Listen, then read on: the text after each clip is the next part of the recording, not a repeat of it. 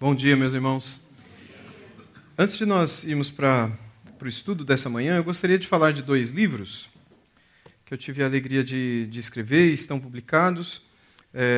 Existem alguns outros que vocês podem encontrar na internet, no Google, na Amazon, essas plataformas digitais, mas dois eles estão aí na livraria, então eu gostaria de falar um pouquinho a respeito deles, caso vocês queiram conversar depois também sobre os livros, saber mais, eu vou estar à disposição para falar com vocês. Tem esse daqui que já estava aí na livraria, talvez se você passou por lá você tenha visto, chamou O Impacto da Humildade, foi publicado pela God Books, foi publicado, se não me engano, em 2022, acho que foi isso, 2022, comecinho de 23, e nesse livro eu procuro tratar sobre o nosso orgulho. O título do livro era outro, mas aí o editor e a editora acharam que o livro não ia vender, o título era A Teologia do Orgulho. Aí ele falou, olha, esse título é horrível, é bom você esquecer disso daí. Então, eu falei, então vocês pensem num título, aí eles deram esse título, O Impacto da Humildade. Mas não é da minha humildade, tá? Fique bem claro. Tudo aquilo que nós vemos o Senhor Jesus falando sobre o nosso orgulho. A ideia é entender o que era na mente do nosso Salvador o nosso orgulho. Qual era a teologia, a doutrina do nosso orgulho na boca de Jesus e qual é a cura para isso. Porque, segundo o que nós vemos nas Escrituras, o orgulho é a raiz de todos os nossos pecados. Qualquer pecado que você imagina, ele nasce com o fundinho do orgulho, ele está na raiz de todas as coisas. Então, entender a raiz do nosso problema, entender aquilo que está no coração dos nossos pecados, nos ajuda ainda mais a enfrentá-lo e a vencê-lo, né? Então, aqui eu procuro trazer aquilo que o Senhor Jesus, especialmente no Evangelho segundo Marcos, trata a respeito do nosso orgulho. E o outro livro, esse daqui eu trouxe, ele foi lançado tem 2 meses mais ou menos atrás, relançado na verdade, se chama Um Guia para a Nova Vida, foi publicado pela editora Fiel, e nele eu trago as doutrinas básicas para o discipulado cristão, também está na livraria. Então a ideia desse livro, quando eu o escrevi inicialmente, era para ser um livro de discipulado, não sobre discipulado, tem vários livros sobre o discipulado, esse daqui é para usar no discipulado. Então eu trato sobre a lei, sobre a graça, os 10 mandamentos, qual é o papel de cada uma dessas coisas, o que é o arrependimento, a fé, a santidade, a nova vida, oração, trindade, aquilo que é essencial no cristianismo. Pensando não só nas pessoas que estão chegando à fé agora e querem entender aquilo que é aquelas que são as doutrinas centrais. Existem muitas outras doutrinas que não são centrais, esse é o nome, não é, que na teologia se dá, são doutrinas periféricas que são importantes também, mas são as doutrinas periféricas que muitas vezes fazem com que nós entendamos, não, eu vou ficar nessa tradição, eu sou batista, eu sou presbiteriano, eu sou Assembleia de Deus, ou eu sou independente, eu sou isso, eu sou aquilo, por causa de algumas doutrinas que são mais periféricas e que não nos impedem de nos chamarmos de irmãos. Mas existem algumas doutrinas centrais que todos nós concordamos. E graças a elas nós somos chamados de irmãos em Cristo, porque naquilo que é o coração do Evangelho, das sãs doutrinas, como Paulo as chama, nós confessamos a mesma coisa. Então a ideia do livro é trazer essas doutrinas centrais e para ser usada tanto em classes de novos membros, quanto pessoas que querem estudar e nunca estudaram nada de teologia e querem conhecer um pouquinho mais sobre isso, que é o coração da nossa fé, ou principalmente para pessoas que querem discipular outras pessoas. No final de cada capítulo tem perguntas e respostas, temas de oração, ou para estudar para o próximo encontro, imaginando que você está discipulando alguém, ou um grupo, não é? Um grupo pequeno, algo assim. Então a ideia é isso. O que um novo convertido, ou alguém que já é convertido há muito tempo, mas que nunca se interessou em conhecer essas doutrinas, precisam saber, como uma introdução à sua fé. Então esses 2 livros estão à disposição, depois se vocês quiserem trocar uma ideia também, a gente pode conversar, tá bom? Muito bem, meus irmãos, eu gostaria nessa manhã de falar com vocês a respeito de Ana e Samuel. Eu gostaria de convidá-los a abrirem justamente no livro de 1 Samuel, capítulo 1. Nós já temos falado desde anteontem sobre famílias em tendas. Esse é o tema que eu dei a essa minissérie nossa, que vai terminar, se Deus quiser, amanhã. E nós vimos no primeiro dia sobre Abraão e Sara, e sobre como eles esperaram contra toda a esperança, como eles creram no impossível e essa fé os fortaleceu e os guardou em meio a muitos problemas, pecados, etc. Ontem nós vimos também sobre a graça de Deus que restaura pessoas que estão com corações quebrados e feridos, e falamos sobre a vida de Jacó e de Esaú, E como Deus é poderoso para fazer aquilo que é improvável que aconteça dentro da nossa casa. Mudanças, restaurações, curas, de fato, não é? Do nosso coração ferido e etc. E hoje eu gostaria de meditar com vocês sobre a importância de entregar a nossa família ao Senhor. No caso de Ana e Samuel, eu imagino que os irmãos conheçam, se não todos, a maioria, não é? A história de como essa mulher chamada Ana entregou o seu filho ao Senhor. E a história dela é, de certo modo, um padrão para todos nós que entendemos que não existe mãos melhores para colocar a vida dos nossos filhos e as nossas próprias vidas também, como as mãos do nosso Deus. E é por isso que eu gostaria de refletir sobre eles nessa manhã. Vamos ler o texto? 1 Samuel 1, do verso 1 ao 8, por enquanto. Primeiro livro de Samuel, capítulo 1, verso 1. Houve um homem de Ramataim Zofim, da região montanhosa de Efraim, cujo nome era Eucana, filho de Jeroão, filho de Eliú, filho de Tou, filho de Zufi, efraimita. Eucana tinha 2 mulheres. Aqui a gente já começa a ver em que tipo de família que a história vai acontecer, né? Ele era bígamo. Eucana tinha 2 mulheres. Uma se chamava Ana, e a outra mulher dele se chamava Penina. Penina tinha filhos, Ana, porém, não tinha. Mais uma história de mais uma mulher sem filhos, né? A gente viu a da Sara, a gente falou sobre a Rebeca, a gente falou sobre a Raquel ontem também, agora Ana. Todos os anos, esse homem ia da sua cidade para adorar e sacrificar ao Senhor dos Exércitos em Siló, onde Rofine e Finéias, os 2 filhos de Eli, eram sacerdotes do Senhor. No dia em que Eucana oferecia o seu sacrifício, ele dava porções do sacrifício, especialmente da carne e de farinha, etc., a Penina, sua mulher, e a todos os seus filhos e filhas. A Ana, porém, dava uma porção dobrada porque ele a amava, mesmo que o Senhor a tivesse deixado estéril. Penina, sua rival, a provocava excessivamente para a irritar, porque o Senhor a tinha deixado sem filhos. Isso acontecia ano após ano.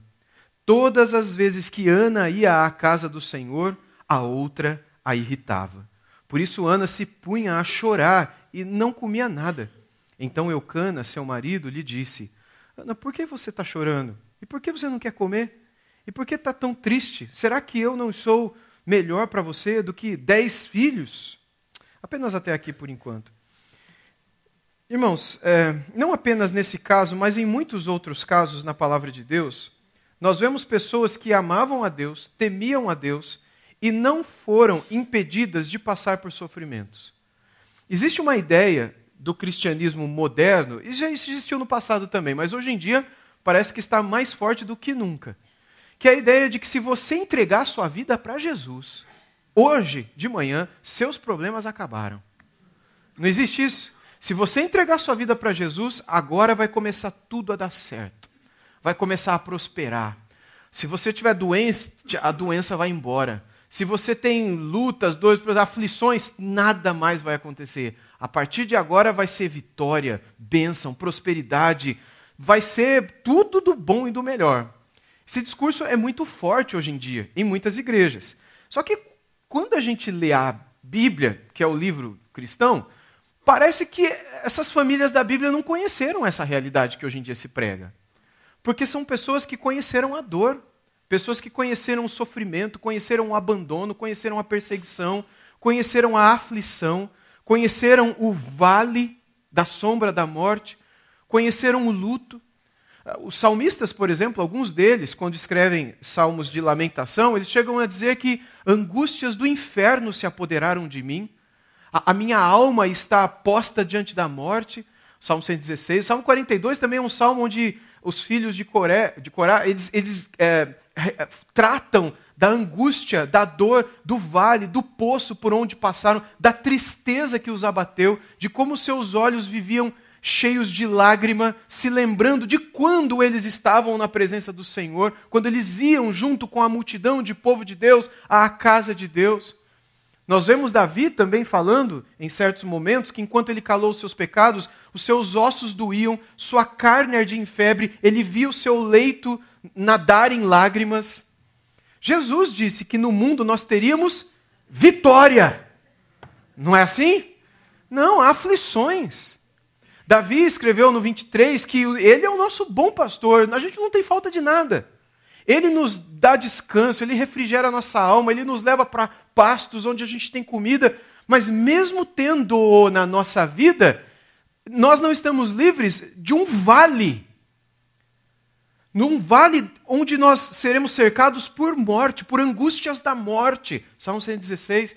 Nós não somos enganados ou iludidos pelas Escrituras de que a partir de agora a nossa vida será só vitória. Isso não existe. Esse não é o cristianismo bíblico. O cristianismo bíblico é um chamado para morrer. Ele começa com a nossa morte. Ele começa com você anulando a si mesmo, deixando a si mesmo, crucificando o seu eu, não sendo mais você, despindo-se de si e entregando-se inteiramente ao Senhor. E isto, naturalmente, tem consequências pessoais, internas, emocionais, sociais, às vezes empregatícias, às vezes até familiares, dependendo do lugar do mundo que você está, se converte, você é mandado embora de casa. Ou seja, essa ideia de que o novo céu e a nova terra já é aqui, ela não é real. O novo céu e a nova terra são reais. E a alegria do que viveremos lá também é real. Isso é a bem-aventurança. Já nos é antecipada essa paz sobrenatural. Já nos é dada hoje a esperança, a fé, o amor, a paz e a aventura, essa alegria futura. Já somos bem-aventurados, não por algo que desfrutamos agora, mas por algo que sabemos, que desfrutaremos depois. Então essa aventura, essa alegria futura já enche o nosso coração agora. Nós não temos dúvida disso.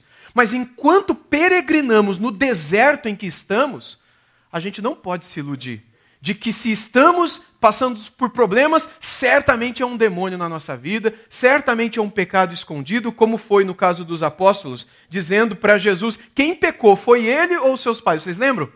E Jesus falou, não foi nem ele nem os seus pais. Por que vocês acham que todo problema que tem na vida de alguém, toda enfermidade, toda doença, toda dor, todo sofrimento é por causa de um pecado? Tudo que nós vivemos aqui, nós que amamos o Senhor, nós que entregamos a nossa vida a Ele, todos os problemas pelos quais passamos ou passaremos, eles estão debaixo da supervisão, do controle, da soberania e dos propósitos de Deus para a nossa vida. Deus é glorificado naquele cego que após foi curado, e se não fosse, poderia ser glorificado da mesma maneira, se Deus tivesse outros propósitos para ele. Deus foi glorificado na vida de Sara, Rebeca, Raquel e Ana, as 4 estéreis.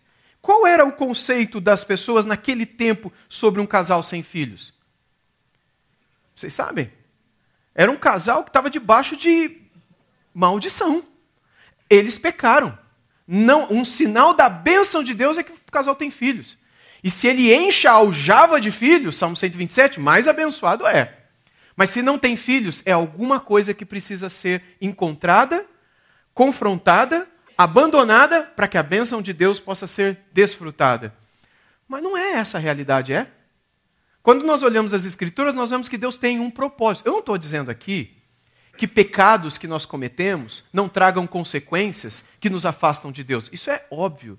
Todos nós sabemos disso, uns mais, outros menos. Mas sabemos que o pecado desgraça a nossa vida, nos afasta de Deus, nos faz sofrer, nos impede de desfrutar dos benefícios da salvação e tudo mais.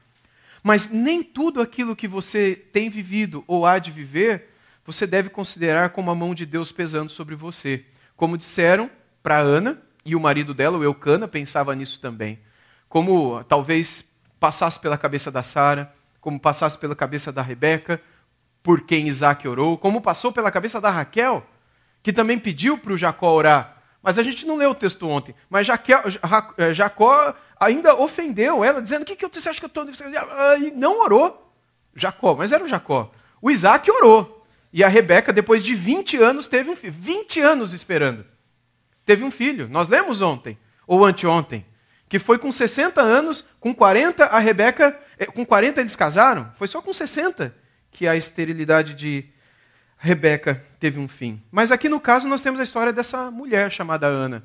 Num contexto estranho, em que em Israel, no período dos juízes de Israel, você sabe que a história lá do povo de Israel, ela começa com Abraão. Abraão, depois Isaac, depois Jacó. Jacó tem 12 filhos e mais um monte de gente que era da família.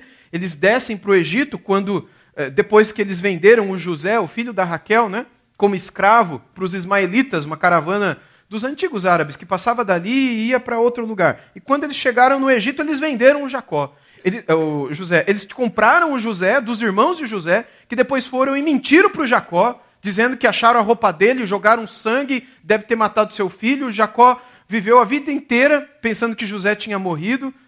Olha a família. Mentira, engano, enfim.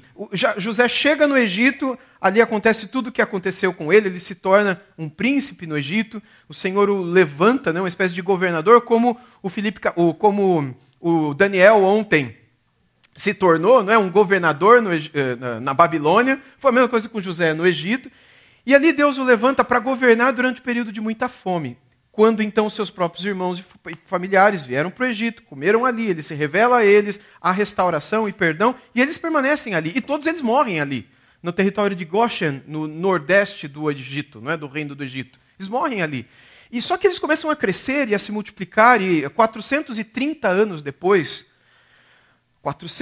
de terem se tornado escravos ali, o Senhor levanta Moisés para libertá-los. E Moisés, então, acontecem as 10 pragas, nós lembramos da história, eles peregrinam por 40 anos na região ali da península do Sinai, dando voltas, Cades Barneia e outros lugares, até que o Senhor permite que eles avancem para as colinas onde Moisés iria olhar a terra e morrer ali, no sul de Israel. E assim acontece. Josué, com Calebe o auxiliando, assumem a responsabilidade de conduzir a conquista da terra, porque Deus deu para nós, mas tem gente morando aqui. E o Senhor deu a eles aquela terra, casas que eles não construíram, vinhas que eles não plantaram, animais que os serviam de alimento e fonte de outras coisas também, roupa que eles não eram deles, mas agora era, porque o Senhor deu a eles. E ali eles conquistaram aquele território. O livro de Josué conta essa história para a gente. Quando Josué morre, no capítulo 24 de Josué, ele olha para trás, ele chama todo o povo lá em Siquém, onde Abraão, quando chegou, séculos antes, mais de 500 anos antes, Abraão levantou o primeiro altar ao Senhor naquela terra. Ele estava ali, o Josué, mais de 500 anos depois, 600 anos depois, ele chama os líderes da nação, chama todo o povo que pudesse estar, e ele diz, olha, vocês têm que tomar uma decisão. Não com essas palavras, obviamente. A quem vocês vão servir? Se aos deuses do Egito, de onde nos tirou o Senhor, se aos deuses dessa terra onde estamos, ou se aos deuses dos nossos pais. Ele cita o Terá e o Abraão. Eu e a minha casa, é onde ele fala isso. Eu e a minha casa serviram. O que o povo fez? O povo jogou todos os ídolos fora. E a pergunta é, o que aqueles ídolos estavam fazendo ali? Depois de tudo que Deus deu e fez e tal. Enfim, Josué morre. E aí começa o período dos juízes. Não havia mais líder em Israel. E a partir do período dos juízes, que dura alguns séculos também, existe uma discussão se de 3 a 5 séculos é que é falado pelos teólogos bíblicos. Mas dura alguns séculos. Onde Deus, ora, levantava um juiz, que na verdade o que menos fazia era julgar, ele era mais um libertador. Alguém que Deus usava militarmente para libertar o povo dos inimigos.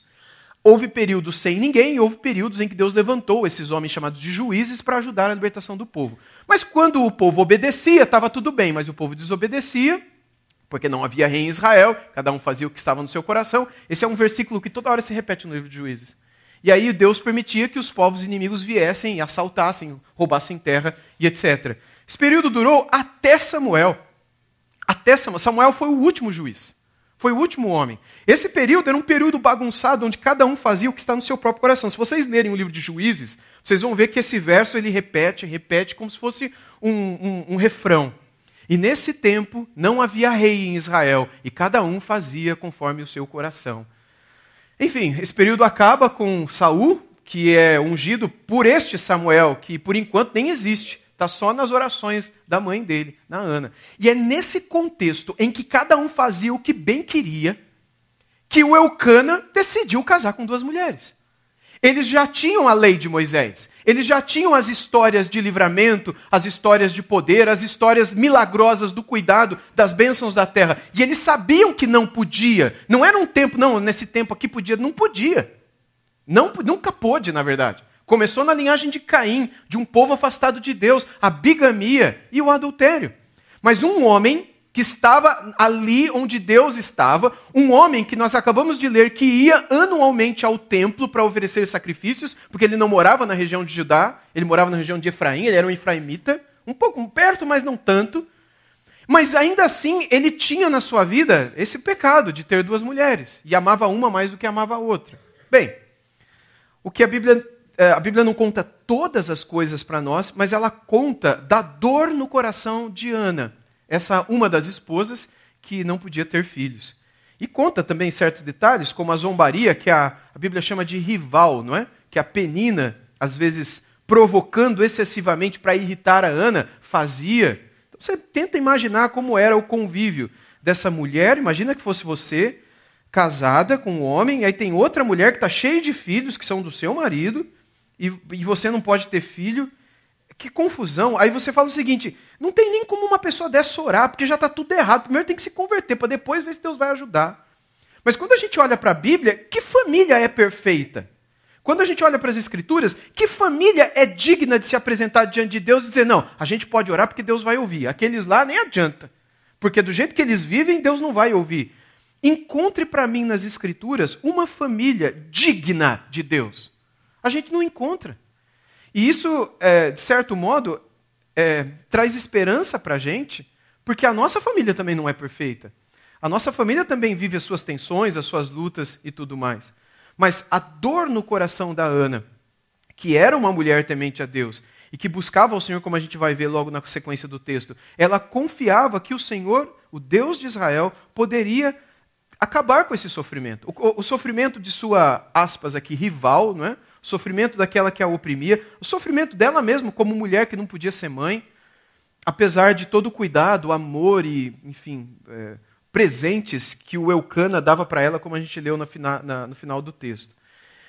Esse era o contexto da Ana. Ela vivia numa casa dividida, um lar dividido. Pode ser que a sua casa você não viva aí com vários cônjuges, né? Eu acredito que não.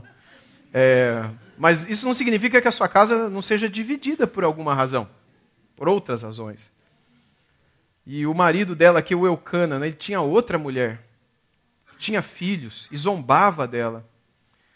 E a gente não pode esquecer, esterilidade nesses tempos aqui bíblicos era visto como um sinal de reprovação divina. E certamente muita gente virou para Ana e disse, isso é pecado, Ana. Falando coisas sem sentido, como os amigos de Jó falaram para Jó, né? Isso é pecado, Jó, por isso que você perdeu seus filhos. Até que Deus, no 38, lá de Jó, disse, quem é esse que fala dos meus, eu não lembro a palavra certa, mas é das minhas atitudes, das minhas ações, dos meus conselhos, com palavras sem entendimento. As palavras sem entendimento dos 4, os 3, depois mais um, né? Amigos de Jó, eram palavras dessa natureza. Só pode ser pecado. E se você não está lembrando de agora, você precisa voltar lá na sua juventude, depois volta para a adolescência, volta até onde você consegue voltar. Porque algum pecadinho está ali fazendo com que você perdeu tudo que você perdeu. Essa atitude não é apenas nossa hoje. Nós também somos assim. Eu sou assim. A gente quer achar as coisas. A gente quer justificativa para as coisas. Como se Deus quisesse justificar os seus propósitos na nossa vida. E quem fez o que fez com Jó? Foi um pecado? Foi o diabo? Foi Deus quem fez. Quem fez o que fez com Sara, Rebeca, Raquel e Ana? Foi Deus quem fez. Quem deixou aquele rapaz cego nos dias de Jesus? Foi Deus. Mas naquele contexto, todo ser humano, em sã consciência, que vivia nessa região, diria, é algum pecado. Então nós devemos tomar muito cuidado quando nós julgamos e assertivamente declaramos que o que acontece na vida dos outros é por isso ou aquilo. Quem sabe o que está acontecendo e por que está acontecendo é Deus. E Deus somente. E o nosso papel é orar por essas pessoas, aconselhá-las naquilo que podemos e que temos certeza que há, mas aquilo que não temos certeza, nós as amamos, temos compaixão delas. E oramos com elas, por elas, lemos a palavra para elas, ou no lugar delas, que em muitas situações nem orar, nem ler a palavra consegue. Mas Ana aqui tinha forças, pelo menos, para orar. Deus, às vezes, permite, né, o atraso em nos responder. No caso de Ana aqui, ela fazia isso todo ano. Todo ano ela orava por um filho. E Deus não respondia naquele tempo. A gente viu a Rebeca e o Isaac, 20 anos orando. Deus permite, às vezes, o atraso em nos responder. Para que, através da nossa dor, a oração se torne mais pura e mais profunda cada vez. E a virtude da perseverança seja solidificada na sua vida. Porque quanto mais perseverante você é, mais resiliente você é, mais forte espiritual, emocional, enfim, mentalmente você se torna. Isso não só para que você viva abençoado, mas para que você seja uma bênção para os outros. Para que Deus te use para abençoar os mais fracos, aqueles que estão numa situação de incredulidade, muitas vezes. João Crisóstomo, eu já citei esse pai da igreja, um pregador, né? Da época da igreja primitiva, que pregando sobre 1 Samuel 1, ele disse: Deus permite às vezes este atraso para que a dor e a oração não somente se purifiquem, mas se tornem cada vez mais segundo a vontade do próprio Deus. Deus usa todas as coisas. Parece que Paulo entendeu isso quando disse que tudo coopera para o bem daqueles que amam a Deus. Não existe nada que esteja fora do controle dele. A gente não sabe quanto tempo ela orou sem resposta, por quantos anos, mas a gente sabe que ela não desistiu. E quando as palavras já não podiam sair, ela orava chorando, ou murmurando, que foi o que os profetas viram. Quando a alma já não tinha mais força, o que a gente acabou de ler aqui antes do versículo 8, ela chorava, as lágrimas dela eram uma declaração diante do templo em Jerusalém, da dor no coração dela. E eu fico pensando, se nós como pais e mães, que oramos por nossos filhos, por respostas, muitas vezes por curas, ou por conversão mesmo, a gente sabe o que é isso? Orar sem retorno imediato. A gente sabe o que é isso. Orar e a gente não vê aparentemente nada acontecendo. Mas o Deus da Bíblia é este Deus. É o Deus que não nos dá quando a gente pede na hora. Ele nos faz esperar, porque enquanto nós esperamos, Ele não vai apenas cuidar daquilo por quem pedimos, mas Ele vai cuidar da gente também, de nós mesmos.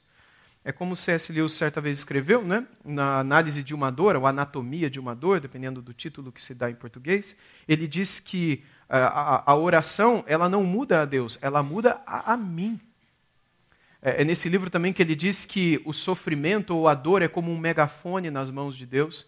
Quando Ele tenta nos falar de modo natural e nós não ouvimos, Ele traz um pouco de dor porque ela funcionará como um megafone para que nós então possamos ouvir melhor. Mas Ele não nos matará com aquela dor, Ele não nos deixará naquele vale. Não há nada nas Escrituras que nos digam que o fim da nossa vida será no vale da sombra da morte. Mas por ele poderemos passar, para que nele aprendamos certas coisas, para que nele sejamos transformados. E ao final, possamos dizer como Jó, no final do seu livro, antes eu te conhecia só de ouvir falar. E, gente, vamos lembrar do Jó? Saindo só um pouquinho daqui, mas eu já vou. Daqui não, porque está aqui também, né? Só que no outro livro. Lembra de Jó? No primeiro capítulo, Deus repete isso no segundo capítulo. Quando Satanás vem, Deus diz para Satanás: você viu o meu servo Jó? Ele vi. O que Deus... Deus não é a mãe do Jó. Não é o melhor amigo do Jó. Não é o filho de Jó. É Deus falando: o meu servo Jó, homem íntegro, homem reto, que se desvia do mal e não tem ninguém igual a ele na terra. Se Deus hoje, lá no lugar onde ele está, se agora lá, por alguma razão que não cabe a nós saber, o Satanás se apresentar diante de Deus como ele se apresentou no livro de Jó. Se Deus perguntasse para ele assim: Satanás, você viu o meu servo? Aí ele coloca o teu nome. Eu não sei o teu nome. Mas você viu a minha serva? E aí coloca o seu nome. Você viu o meu servo tal? O que Deus diria sobre você para Satanás? Porque Satanás tem um monte de coisa para falar da gente. Ele é o Satanás, de Satan, em hebraico, significa acusador. Então ele tem um monte de coisa para nos acusar. Mas o que Deus diria de você? Não é incrível que Deus diga de Jó, homem reto, íntegro, que se desvia do mal? Não tem ninguém igual a ele sobre a terra? Vamos pular agora para o último capítulo, onde Jó diz: antes Deus. Antes do quê? Antes de perder 10 filhos, de perder toda a fonte de renda, de perder toda a saúde. Antes de tudo isso, ele dizia: eu te conhecia só de ouvir falar. Agora eu te conheço. O que fez Jó conhecer Deus melhor? A dor, o sofrimento, a perda. Não há um propósito em tudo isso? Quando nós lemos os Salmos, especialmente o 119, que por 2 ocasiões diz: foi-me bom ter passado a aflição, para que eu conhecesse mais os teus caminhos, ou os teus mandamentos, para que eu me apegasse a eles. Essa frase não é dita 2 vezes apenas no 119, mas outros salmos também declaram isso. foi-me bom ter passado pela aflição. Como assim é bom passar pela aflição? Está amarrado, muitos diriam hoje, né? Ou como também Tiago, no Novo Testamento, capítulo 1 de Tiago, logo na introdução, quando todo mundo saúda com palavras maravilhosas, Tiago já manda assim, bem-aventurados sois vós quando passardes por todas as provações. Seria mais ou menos a mesma coisa, às vezes eu faço isso lá na igreja, mas ninguém me obedece lá. Vamos ver se aqui vocês vão me obedecer, né? Quando a gente for... Me obedecer assim, obedecer a palavra, nesse sentido. Eu espero que vocês não façam isso. Mas a ideia é a seguinte, quando nós formos nos despedir na segunda, no almoço, que é quando acaba, e você for dizer tchau, até ano que vem, até a próxima temporada, ou até o Novo Céu, Nova Terra, não sei. Quando você for se despedir, você se despede assim, ó. Olha, que Deus te dê um ano cheio de provações. Que Deus te dê lutas, que o carro quebre no caminho de volta para sua casa. Que apareça alguma coisa inesperada, doenças, enfermidades. A gente se despede assim. Mas por que Tiago diz, bem-aventurados sois vós quando passardes por todas as provações ou tentações? Porque elas não são um fim em si mesmas. Elas possuem um propósito, porque por detrás de todas elas, Tiago sabia, Jó sabia, Davi sabia, que há um Deus soberano que controla todas as coisas e faz com que tudo coopere para o nosso bem, até mesmo o mal que a gente não entende. Ana entendia isto aqui no primeiro livro de Samuel. Embora a dor dela era real, pela esterilidade, ela sabia quem poderia acolhê-la, acolher as suas lágrimas, a despeito do que diziam para ela, a despeito do que a acusavam, a despeito do que o mundo, inclusive religioso judaico, dizia do estado físico dela, mas ela sabia diante de quem ela podia chorar e em quem confiar. E o que é incrível é que o Senhor sempre ouve a oração dessas pessoas que choram diante dele, que lamentam diante dele. As lamentações nos lábios do povo de Deus é algo real, são reais. A Bíblia está cheia, tem mais lamentações nos salmos do que salmos de ação de graças. E na vida de Jesus nós encontramos inúmeras orações de lamentação. Bom, a última oração de Jesus na cruz, a penúltima, foi uma lamentação. A do Salmo 22, verso 1. Deus meu, por que me abandonastes? Me desamparastes? Existe um livro só de lamentação na Bíblia. Não tem? E tem um outro também, mas não tem o título. Poderia ser As Lamentações de Abacuque, que é um livro de lamentações. Ou seja, Deus sabe pelo que passamos. Como outro salmista escreveu, tu conheces a nossa estrutura e sabes que somos pó. Somos frágeis. Então não queira esconder, fugir, achar que é alguma coisa. Não, é só você. Você é humano. E não há promessas de uma super vida humana neste mundo. O que há é a promessa da presença dele. E isso é tudo que a gente precisa. Porque a presença dele consola, a presença dele conforta para a gente peregrinar até terminar esses 40 anos da nossa peregrinação e a gente chegar na nova Canaã. É a presença dele na nuvem, é a presença dele no fogo, é a presença dele na tenda dele, o tabernáculo. Ele habita conosco. E ele quem garantiu isso. Quando ele veio aqui e tabernaculou conosco, foi isso que João escreveu em João, no evangelho dele, 1,14, quando ele disse, e o verbo se fez carne e... A palavra ali em grego é tabernaculou. Mas talvez muitos não entenderiam. Então ele montou o seu tabernáculo, ele habitou, montou a sua tenda. Ele quer estar no nosso meio. E vimos a sua glória, como a glória do unigênito do Pai. Assim como eles viam a glória do Senhor, de Jeová, de Yahvé, lá no Antigo Testamento, no tabernáculo mesmo. João está usando aquela ideia para dizer o seguinte, olha, nós vimos a glória dele porque ele veio e tabernaculou e habitou entre nós, o verbo de Deus. E este verbo de Deus disse para os seus, no mundo vocês terão aflições, mas tenham bom ânimo, eu venci isso daqui. E eu vou deixar para vocês a minha paz. Não vou lá dou como o mundo a dar, mas é a minha paz. Paulo vai escrever em Filipenses capítulo 4, que é a paz de Deus, que excede todo entendimento, não é? É uma paz alienígena, não é uma paz daqui. Não é uma paz que vem do dinheiro, uma paz que vem do trabalho, da família, que está tudo certinho por enquanto, até quando, não sei, mas está tudo certo dentro de casa. Não é essa paz, não é a ausência de problemas, ausência de dinheiro, ausência de trabalho, ausência de saúde. É uma paz que tem problema, tem doença, está desempregado, mas estou em paz. Essa paz é extramundo, ela é alienígena. Ela não pertence a esse planeta, não pertence a esse universo. É uma paz que habita no próprio Deus. E Ele prometeu fazer com que você experimente um pouquinho desta paz. De modo que quando eu, que não estou vivendo a sua dor, olho para você, eu pergunto para você, como é que você pode estar bem? Não existe isso? De pessoas perguntarem para nós, ou às vezes a gente vê pessoas perguntando uma para as outras, ou às vezes dizendo, olha, eu no teu lugar, eu não sei o que tinha acontecido comigo. Eu já teria feito isso, eu já teria feito aquilo. De onde vem essa paz? Você pode dizer, essa paz vem de fora desse mundo. Porque de fato é. Ela não pertence a esse lugar. E é esta paz que nos bota de joelhos para orar, para chorar, crendo que Deus pode fazer o impossível. No caso dos nossos filhos, como é o caso de Ana. Mas vamos continuar a leitura, a partir do verso 9.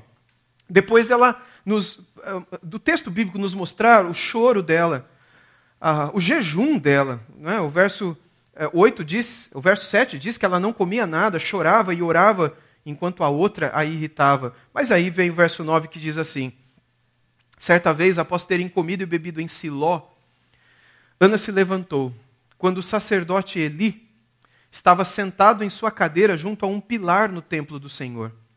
E Ana, com amargura de alma, orou ao Senhor e chorou muito.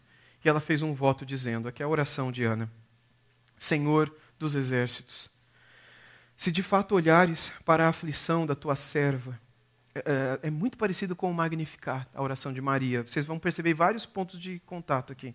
Senhor dos exércitos, se de fato olhares para a aflição de tua serva, e te lembrares de mim, e não te esqueceres da tua serva, e lhe deres um filho homem, eu o dedicarei ao Senhor por todos os dias da sua vida, e sobre a cabeça dele não passará navalha.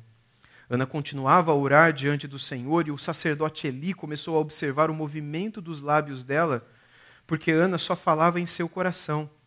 Os seus lábios se moviam, porém não se ouvia voz nenhuma. Por isso Eli pensou que ela estava embriagada. E lhe disse, até quando você vai ficar embriagada? Trate de ficar longe do vinho. Porém Ana respondeu, não, meu senhor, eu não sou uma mulher angustiada eu sou uma mulher angustiada de espírito. Eu não bebi vinho, nem bebida forte. Apenas estava derramando a minha alma diante do Senhor. Não pense que essa sua serva é ímpia. Eu estava orando assim até agora, porque é grande a minha ansiedade e a minha aflição. Então ele disse, vá em paz, e que o Deus de Israel lhe conceda o que você pediu. E Ana respondeu, que eu possa encontrar favor aos seus olhos. Então ela seguiu o seu caminho, comeu alguma coisa, e o seu semblante já não era triste. Por que não? Porque ela se derramou diante do Senhor. Ela buscou ao Senhor. Ela ouviu de um homem de Deus palavras de esperança e de paz e de confiança. Eu imagino que esse pouquinho que saiu da boca de Eli deve ter fortalecido o coração dela. O 19 continua. Eles se levantaram de madrugada e adoraram diante do Senhor. Depois voltaram para casa em Ramá. Eucana teve relações com Ana, sua mulher, e o Senhor se lembrou dela. Ana ficou grávida e, passado o devido tempo, teve um filho, a quem deu o nome de Samuel, pois dizia, do Senhor o pedi. Eucana, seu marido, foi com toda a sua casa para oferecer ao Senhor um sacrifício anual e para cumprir o seu voto. Ana, porém, não foi. Ela disse a seu marido, quando o menino for desmamado, eu o levarei para ser apresentado ao Senhor e para lá ficar para sempre. Eucana, seu marido, respondeu, faça o que achar melhor, fique aqui até desmamá-lo, e que o Senhor confirme a promessa que você fez. Assim, Ana ficou em casa e amamentou o filho até que o desmamou, e depois de o ter desmamado, ela o levou consigo com um novilho de 3 anos, uma medida de farinha e um odre de vinho, e o apresentou à casa do Senhor em Siló. O menino ainda era muito pequeno. Eu quero só fazer um parênteses aqui, eu preciso fazer. Quando a gente lê Levítico, quando você tinha um filho naquela época, você e a sua esposa deveriam ir a Jerusalém e deveriam levar uma oferta de gratidão e de sacrifício. Em um outro momento a gente pode estudar isso. Mas parte da oferta era pela purificação da mulher, que cerimonialmente era considerada impura por causa do sangue envolvido no nascimento da criança. Eram simbólicos, mas isso está ali em Levítico. E aí o que a Bíblia diz é o seguinte, se a família for muito pobre, ela leva apenas flor de farinha ou farinha, um pouco. Se a família for pobre, não muito, mas pobre, ela leva 2 rolinhas ou 2 pombinhos. Mas se a família for rica, ela leva isso daqui que eles levaram. Na verdade, leva só um novilho, um boizinho novo. Aqui, a Ana levou um novilho, levou medida de farinha, levou um odre de vinho. Quando Maria e José foram levar Jesus para ser apresentado, você lembra o que a Maria levou? Porque a Maria levou, vocês lembram? O que eles apresentaram? 2 rolinhas. Isso significa, na lei de Levítico, que o estado social deles era qual? Era de pobreza, eles não eram ricos. E também não eram muito pobres, a ponto de necessitar de ajudas e tal para sobreviver. Mas é muito interessante ver esses detalhes, que não vem uma nota de rodapé aqui explicativa, mas quando a gente lê toda a Escritura, a gente faz essas conexões, né? Bom, 25. Depois de terem sacrificado o novilho, levaram o menino a Eli. E Ana disse, meu Senhor, tão certo como você vive, eu sou aquela mulher que esteve aqui ao seu lado orando ao Senhor. Era por este menino que eu orava, e o Senhor Deus me concedeu o pedido que eu fiz. Por isso também o entrego ao Senhor por todos os dias que viver. Seria dedicado ao Senhor. E ali eles adoraram ao Senhor. Irmãos, Ana, ela se compromete a devolver aquilo que ela ainda nem tinha recebido. E assim deveria ser tudo na nossa vida. Especialmente quando nós pedimos coisas legítimas ao Senhor, como filhos, saúde, trabalho, família, etc. Coisas que, nas palavras de autores do Novo Testamento, são pedir segundo a vontade de Deus. Como o próprio Jesus nos ensinou a orar pelo pão nosso de cada dia. E ali não é só o pão mesmo, não é? Mas são todas as necessidades básicas da vida. É legítimo orar. É orar segundo a vontade de Deus. Deus sempre ouve e sempre responde segundo a sua vontade. A Bíblia está cheia de versos que nos levam a acreditar e confiar assim. Nesse caso, Ana se comprometeu a devolver aquilo que ela estava pedindo para receber. Ela tinha consciência de que não seria dela, seria do Senhor. Seria apenas uma pequena bênção, uma grande bênção, mas que ela imediatamente consagraria ao Senhor. O Martinho Lutero, no comentário dele de 1 Samuel 1 e 2, ele diz que Ana é mãe antes mesmo de conceber. Antes mesmo dela ter a noite lá com Eucana, no coração dela ela já era mãe. A alma dela já havia gerado o filho pela fé e pela fé já o consagrado ao Senhor, Lutero comentou. Então esse tipo de fé é raríssima. É raríssima. A gente encontra na Bíblia, mas não em todo mundo. E hoje em dia também não é em todo mundo. Não se trata de uma barganha. Não se trata de você dar algo para receber de volta. Não se trata de você fazer um voto apenas, não que isso seja totalmente errado, mas dependendo da maneira como se faz, pode ser errado. Mas se trata de você não dar nada, não ter nada. Mas ao mesmo tempo se entregar com uma confiança na qual você coloca tudo de si.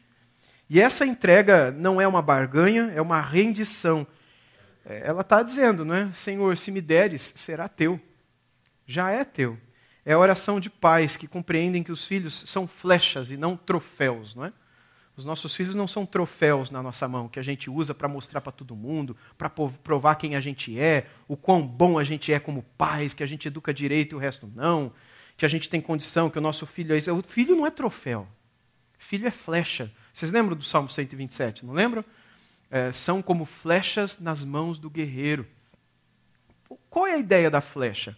Flecha é feita para ser lançada.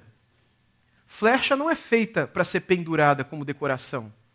Flecha não é feita para andar com você. Ela anda com você durante um tempo. Tempo de preparação, tempo de preparo. Mas na hora certa você pega e lança a flecha.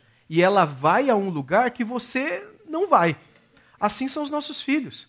Os meus filhos e os seus filhos vão conhecer pessoas que você e eu nunca sonharemos em conhecer. A gente não vai saber o nome, filhos de quem são, qual é a vida deles, mas os nossos filhos vão conhecê-los. São flechas. Que eles sejam preparados de tal modo que onde caírem, onde estiverem, onde essas flechas chegarem, elas possam glorificar a Deus, como se fôssemos nós mesmos ali com eles. Mas a Bíblia é clara em dizer que eles são isto. São flechinhas. E nós não podemos agir negligentemente, mas a ideia é que desde o início você tem que afiar essa flecha, apontar essa flecha, cuidar de tudo, para que na hora em que elas voarem, alguns voam com 18 anos, outras com 20, outras com 38, cada um voa num tempo, não é? Mas chega uma hora que vai. E quando vai, volta. Quantos aqui a flechinha já foi embora? Levanta a mão. O filho já foi? Pode levantar. Seus filhos já moram fora, já não moram mais com você em casa. De vez em quando vem visitar. Quando lembra? Oi? Os três já foram embora. Quanto tempo viveram com a senhora? 18 anos, 20 anos, 30 anos? 25 anos? Pois é. Agora, vocês que têm filhos pequenininhos. Por exemplo, eu tenho uma menina que está por aí, está lá com os adolescentes, de 17 anos. Quanto tempo mais eu posso sonhar que essa flechinha vai ficar comigo? Cuidado com o que você vai falar, tá? Que eu espero que ela fique por mais 17 no mínimo, mas eu sei que não, entendeu? O meu filho, ele está aqui no meio de vós. Ele tem 20 anos. Quanto tempo mais eu imagino que essa flechinha vai ficar comigo? A gente tem o nosso... Ontem nós recebemos a foto de uma irmã lá da nossa igreja, a Rebeca. Nasceu a Maria Fernanda. Ontem, aí ela mandou a foto e tal, né? É óbvio que eu não disse nada disso para ela, mas quanto tempo que ela vai viver com a Maria Fernanda? E às vezes eu falo isso para os pais, especialmente depois que a gente já está mais um tempo junto e a criança já está ali depois de algumas semanas, né? Eu digo, olha, não pense que você vai ter muito tempo não, porque voa. O meu tempo com os meus filhos voou, não é? A gente pensa, não, vai ficar onde? Eles não veem a hora de, não é? Alguns não, alguns gostam de ficar, mas outros, primeira oportunidade... E aí vai para um seminário, aí vai para a Palavra da Vida, aí vai para a faculdade, aí vai para outro lugar, aí conhece alguém lá, aí já complica tudo. No nosso coração de pai, né? E aí já é lógico, mas é natural, assim foi com a gente. Eu com 19 anos saí de casa e nunca mais voltei. Eu vejo minha mãe toda semana, né? Mas assim, eu não voltei a morar mais com a minha mãe. Eu saí do interior de São Paulo, aqui de Araraquara, fui morar no Rio de Janeiro, e eu nunca mais morei com a minha mãe. Depois, no meio dos estudos, eu me casei, e aí é isso. Ou seja, nós não podemos negligenciar o tempo que temos para preparar muito bem as flechas que Deus nos deu. E consagrá-las dizendo, Senhor, são tuas. Não são troféus. Imagina se Ana pegasse o Samuel e dissesse, está aqui, Penina, olha aqui, ó. Eu também tenho. Sabe, era o que Penina fazia. Aqui, meus filhos, e zombava dela. Olha aqui, meus filhos. Seus filhos. Os nossos filhos não são nossos filhos. Eles são do Senhor. E eu acho que a maioria de nós, se não todos, desde quando soubemos da gravidez, já oramos para o Senhor cuidar. Ou seja, impensadamente você já está dizendo, Senhor, cuida, porque se é para Deus cuidar, então é de Deus, não é seu. Porque se não fosse para Deus cuidar, cuida você. Aí você não precisa orar. Mas se você fala, Deus, toma conta, você está entregando para Ele. Se está entregando para Ele, já era. O que Ele quiser fazer, Ele vai fazer. E que Ele queira fazer alguma coisa. Porque se Ele fizer, seja o que for, a gente sabe que vai estar em excelentes mãos. Porque a vida deles vai passar, a nossa vida vai passar, mas o que está por vir, aquilo que não vai passar, é onde a gente quer estar com eles juntos. Independentemente da vida, do chamado, das experiências que eles tiverem aqui.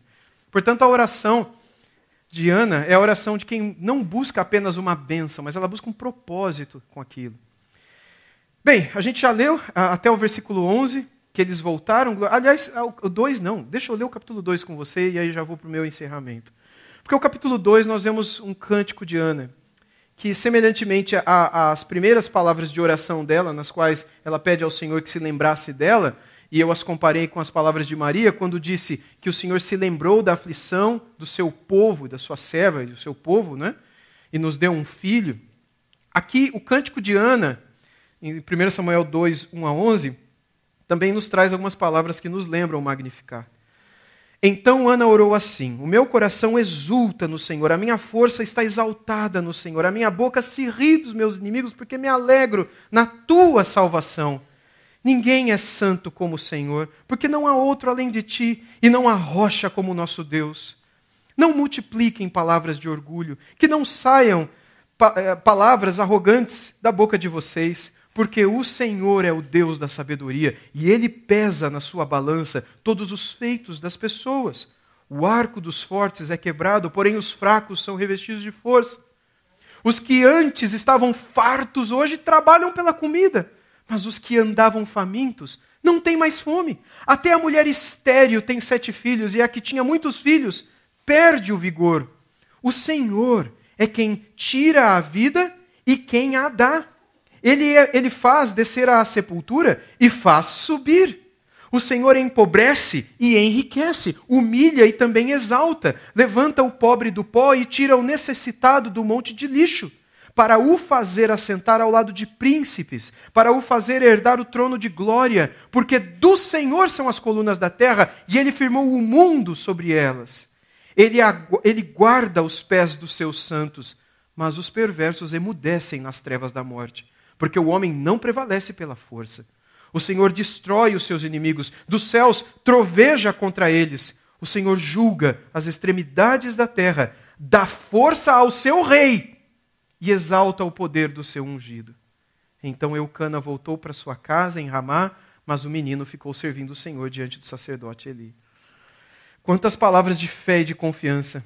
Deus responde, Samuel nasce, Ana cumpre o voto, e ela leva o menino ao templo, ela o deixa ali no templo, mas antes ela canta. Isso daqui não é apenas uma oração, é uma oração cantada, é uma oração com alguma melodia que talvez fosse popular e comum, através da qual ela declara essa alegria, essa confissão de fé, esse gozo que estava dentro do coração dela aqui. O cântico da Ana, ou de Ana, ele é um dos mais poderosos do Antigo Testamento, quando você o compara com tantos outros, a riqueza de sabedoria, a riqueza e a profundidade de coisas que ainda estavam por acontecer e que ela trata. Que, por exemplo, ela diz, dá força ao seu rei. Quem que era o rei de Israel nessa época?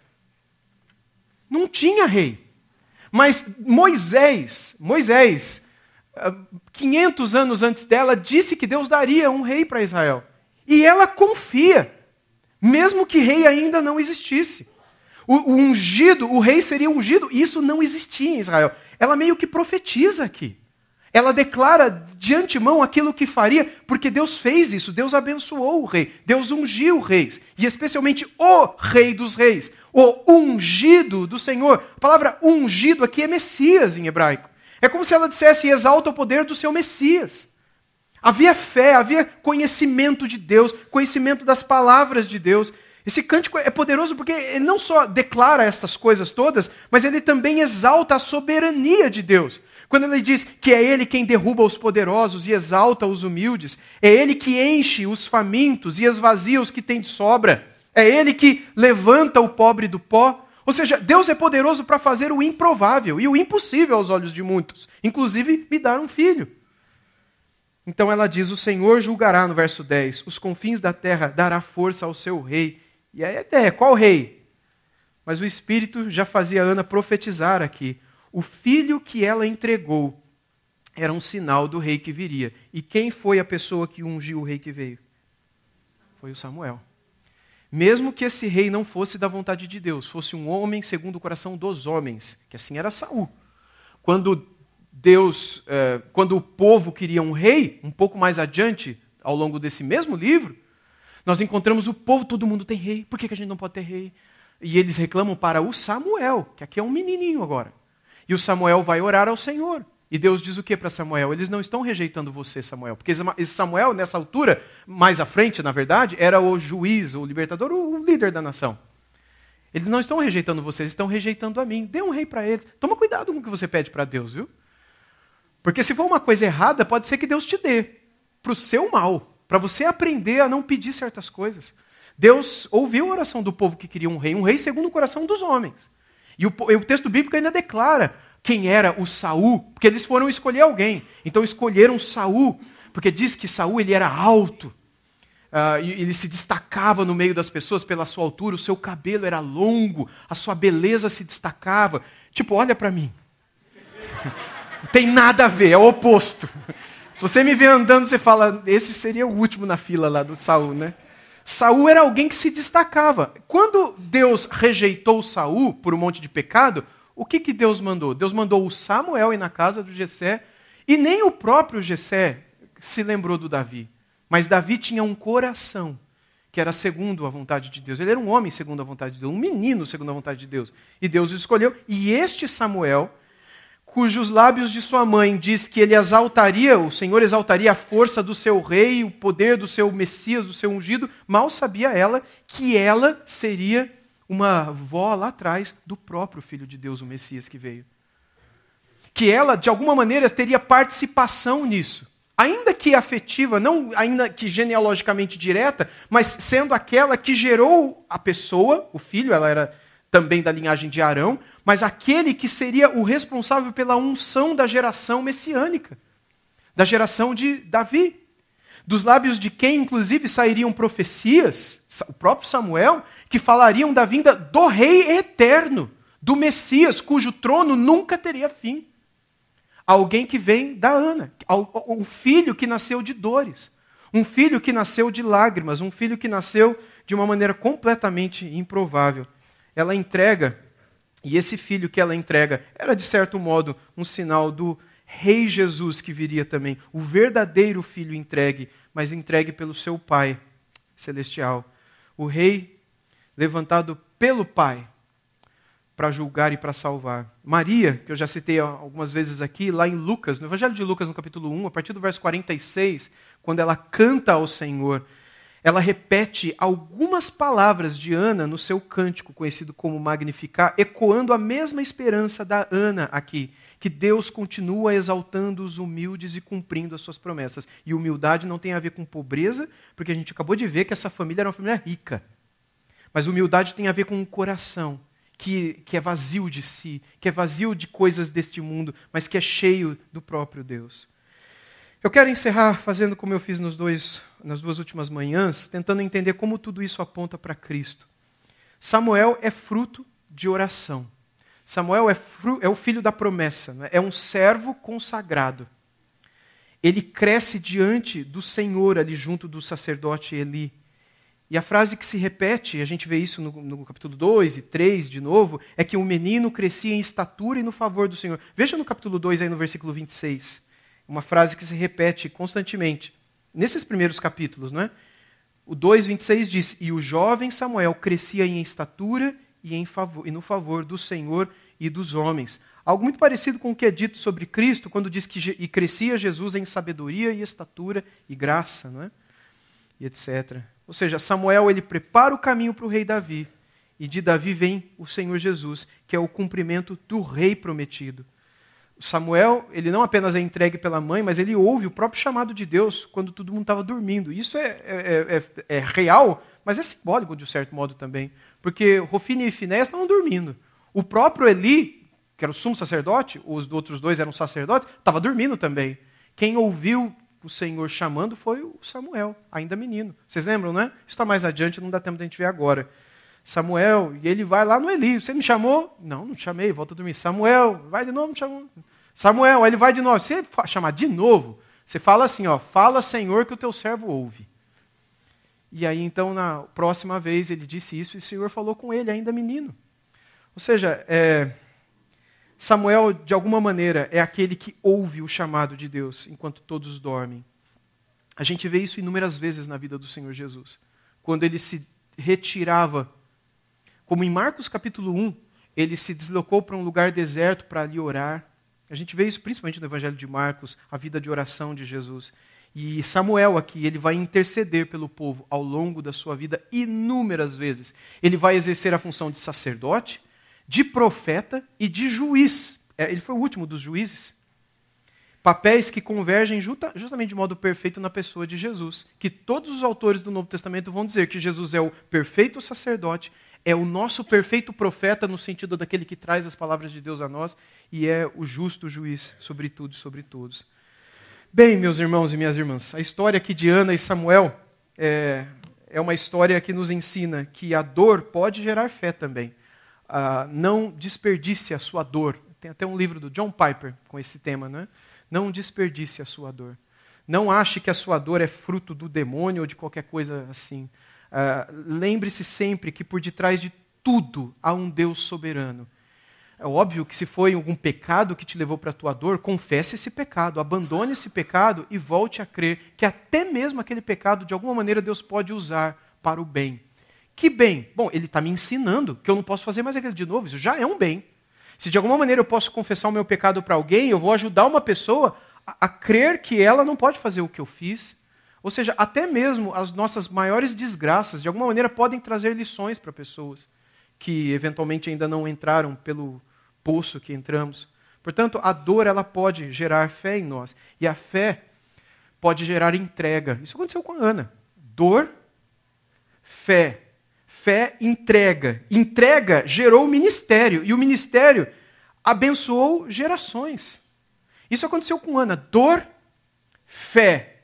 entrega, ministério, bênção sobre muitos. De uma dor, de um momento difícil e de luta, nós temos uma bênção que abençoa inúmeros. Ou seja, até mesmo as dores e dificuldades pelas quais nós podemos passar, elas podem lá na frente servir como uma bênção para muitas pessoas.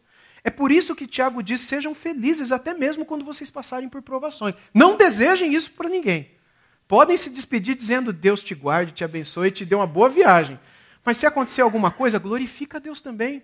Se eventualmente o pneu furou, se eventualmente alguém bateu, se eventualmente alguma notícia triste chegou, lembre-se das mãos de quem sustenta a sua vida e de que ele não foi pego de surpresa e que ele pode reverter todas as coisas para o bem maior, para um bem maior que no primeiro momento a gente não entende, talvez daqui 20 anos a gente vai entender.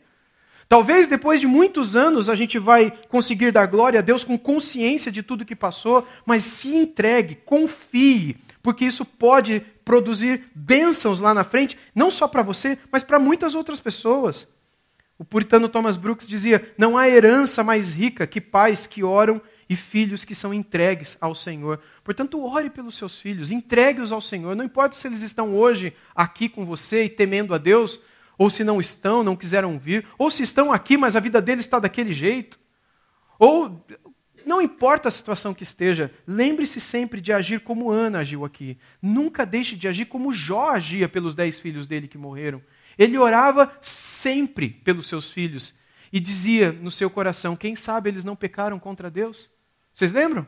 Nós somos ensinados pelas Escrituras que homens imperfeitos, eles se lembravam de colocar os seus filhos muitas vezes sozinhos, muitas vezes chorando, em silêncio, para Deus. Porque Deus vê, Deus ouve, e Ele soberanamente pode, inclusive, usar os filhos da promessa, que são os nossos filhos, para cumprir propósitos eternos, num tempo em que a gente não vai estar mais aqui. São flechas, que elas possam, pela bondade de Deus, ser muito bem afiadas por nós. Porque são bênçãos que Deus nos deu para que esse mundo seja abençoado. São flechas para serem preparadas. São espelhos que Deus nos deu, nos quais a gente se enxerga, porque a gente tem um coração muito parecido com o deles, mas são espelhos também que podem ser usados para refletir a glória de Deus, espelhar a glória de Deus para as pessoas com quem eles vierem a conviver. Que Deus nos ajude, tenha misericórdia de nós e dos nossos filhos. Amém? Vamos orar. Senhor, obrigado. Obrigado pelos nossos filhos, pelas nossas filhas, pelos nossos netos, por aqueles aqui que já os têm, bisnetos.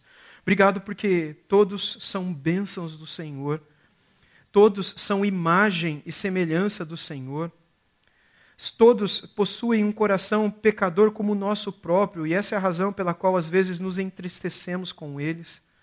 Mas nos ensine, Senhor, a amar e a confiar como Ana, que os nossos filhos sejam teus antes de serem nossos. Que as nossas famílias aprendam a esperar com fé, como ela também esperou.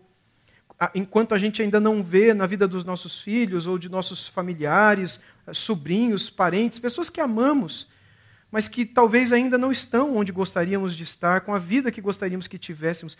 Ensina-nos a esperar com fé, a entregar com confiança e a já cantar com alegria, porque a gente sabe o poder que o Senhor tem para transformar a vida deles como o Senhor transformou a nossa, como o Senhor abriu os nossos olhos, como o Senhor feriu o nosso coração. Que o nosso Salvador Jesus Cristo, o verdadeiro Filho consagrado, possa habitar em nossos lares, possa conduzir os nossos corações e possa ser aquele por quem a vida crucificada e derramada naquela cruz também o foi por causa deles, por causa dos nossos filhos. Que eles possam vir a encontrar a Cristo e a salvação, e dela serem também agentes num futuro, não tão distante, mas naquele futuro que talvez a gente mesmo não vai estar, que eles possam ali, Senhor, também te glorificar e seres espelhos da sua glória. É a nossa oração por eles e por nós, agradecidos ao Senhor, em nome de Jesus. Amém. Amém.